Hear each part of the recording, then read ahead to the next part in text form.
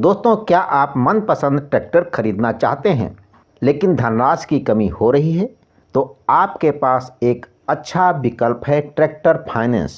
जी हाँ, tractor finance के लिए लगने वाले जरूरी दस्तावेज, बैंक, सर्वोत्तम ऑफर, ब्याज दर, समय अवधि और किस्तों के बारे में आज हम इस वीडियो में जानेंगे। लेकिन जानने से पहले अगर आपने चैनल को सब्सक्राइब नहीं किया है तो अवश्य कर दें। साथ साथ दोस्तों बेल आइकन की घंटी को जरूर दबाएं और दोस्तों लाइक व शेयर भी करें। दोस्तों, ट्रैक्टर लोन पर लेना किसानों के लिए एक अच्छा विकल्प है, जिससे उन्हें एक साथ पूरी राशि ना चुकाकर किस्तों के माध्यम से देना होता है। तो दोस्तों, इस वीडियो में हम बैंक और फाइनेंस कंपनी, पात्रता, आवश्यक दस्तावेज, लोन के लिए आवेदन करना, ये सब कुछ जानेंगे। तो सबसे पहले जानते हैं ट्रैक्टर फाइनेंस के लिए बैंक और फाइनेंस कंपनी। भारत में प्रमुख बैंक और फाइनेंस कंपनी ट्रैक्टर के लिए लोन देती हैं। उन सभी की ब्याज दरें अलग अलग होती हैं और ऋण देने वाली राशि भी अलग होती है और उनकी जो है किस्त जमा करने की अवधि भी अलग अलग होती है। तो आज हम कुछ बैंकों या फाइनेंस कंपनियों के बारे में जानेंगे, जैसे कि state bank of India.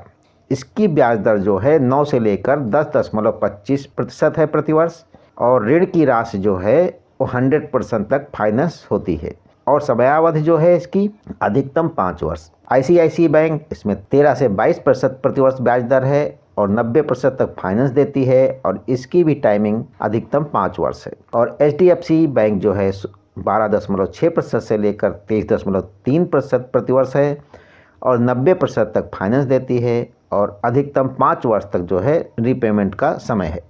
Axis bank 17.5% से 20% प्रतिवर्ष है और 90% तक इसका भी फाइनेंस है और इसकी भी अवधि जो है वो 5 वर्ष है। मैग्मा फिनकॉर्प ये 16% से लेकर 20% प्रतिवर्ष है और ये 90% से लेकर 95% तक फाइनेंस देती है और इसकी अवधि जो है ये बैंक के निर्णय पर है। और अगला जो है महिंद्रा फाइनेंस, इसकी परसेंटेज कितनी है ये तो बैंक जाकर ही आपको पता चलेगा और इसमें 90% तक फाइनेंस देता है और अधिकतम 5 वर्ष तक है। इसके अलावा दोस्तों आप नज़दीकी बैंकों से जानकारी हासिल करें, वहाँ से भी ट्रैक्टर का लोन ले सकते हैं। और अगर नेशनलाइज्ड बैंक हैं तो उनका ब्याज दर कम होगा और अगर वो प्राइवेट हैं तो उनका ब्याज दर ज़्यादा होगा। ये डाटा जो हैं इनमें बदलाव होता रहता है, तो इसके बारे में निर्णय लेने से पहले आप बैंक जाकर इसकी पूरी जानकारी अवश्य ले लें। अब बात रही दोस्तों ट्रैक्टर लोन के लिए पात्रता। तो बैंक और फाइनेंस कंपनियां किसानों और गैर किसानों को ट्रैक्टर ऋण प्रदान करते हैं।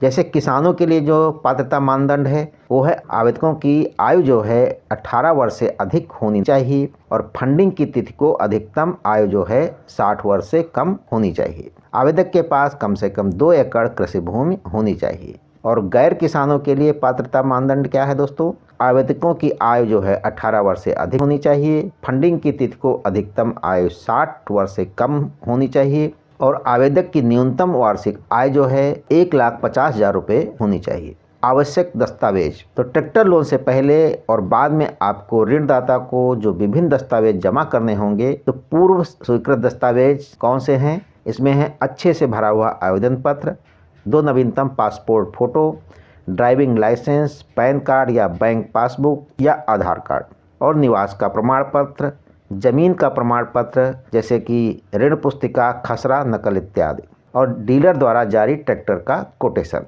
और लोन स्वीकृत होने के बाद ट्रैक्टर खरीदने के बाद कौन से दस्तावेज जमा करने होंगे? पास हुए आवेदन पत्र की प्रतिलिपि, डीलर द्वारा दिया गया इनवॉइस, टाइटल सर्च रिपोर्ट, बीमा, मार्जिन मनी रसीद, सब रजिस्ट्रार से पावती का सबूत। ट्रैक्टर लोन लेते समय ध्यान रखने योग्य बातें। ब्याज दर, विभिन्न बैंक की अलग अलग ब्याज दर होती है। ये 9 से लेकर 23% प्रतिवर्ष होती है। ब्याज दर कई कारकों से निर्धारित होती है, जैसे कि लोन अमाउंट, समय अवधि इत्यादि। ट्रैक्टर फाइनेंस करने से पहले इंटरेस्ट रेट की गणना अवश्य कर लें। ऋण अवधि, ट्रैक्टर के लिए लोन लेते समय आप न्यूनतम 3 माह से लेकर अधिकतम 84 माह तक चुन सकते हैं। अगर आप छोटी अवधि चुनते हैं तो आपको ब्याज कम लगेगा और किस्त की राशि ज़्यादा होगी, और अधिक अवधि चुनते हैं तो किस्त की राशि कम होगी और ब्याज जो है अधिक लगेगा। तो इस बात को ध्यान में रखकर अपनी सुविधानुसार ऋण अवधि चुनें। Down payment. कुछ बैंक 90 से लेकर 100% तक का ट्रैक्टर फाइनेंस कर देते हैं, जिसमें आपको कम डाउन पेमेंट करना होता है, और कुछ जो बैंक हैं वो 60 से 85% तक ही फाइनेंस करते हैं, तो आपको डाउन पेमेंट अधिक करना पड़ता है। तो इस बात का आपको ध्यान रखना जरूरी है। अन्य शुल्क, तो ब्याज के अलावा आपका ऋणदाता अन्य शुल्क जैसे प्रोसेसिंग शुल्क, पूर्व भुगतान शुल्क, विलंबित EMI भुगतान, जुर्माना, दस्तावेजीकरण शुल्क आदि लगा सकते हैं। ये शुल्क आपके ऋण की लागत को प्रभावित कर सकते हैं। गिरवी, कुछ बैंक ऋण लेने वाले के लिए अपनी संपत्ति को गिरवी रखना या ऋण प्राप्त करने के लिए संपार्श्विक जमा करना अनिवार्य बताते हैं, और कई ऋणदाता उधारकर्ताओं को कोई संपार्श्विक जमा नहीं करने का विकल्प देते हैं। इस प्रकार इसे ध्यान में रखना सुनिश्चित करें और तय करें कि आप अपनी संपत्ति को गिरवी रखना चाहते हैं या नहीं।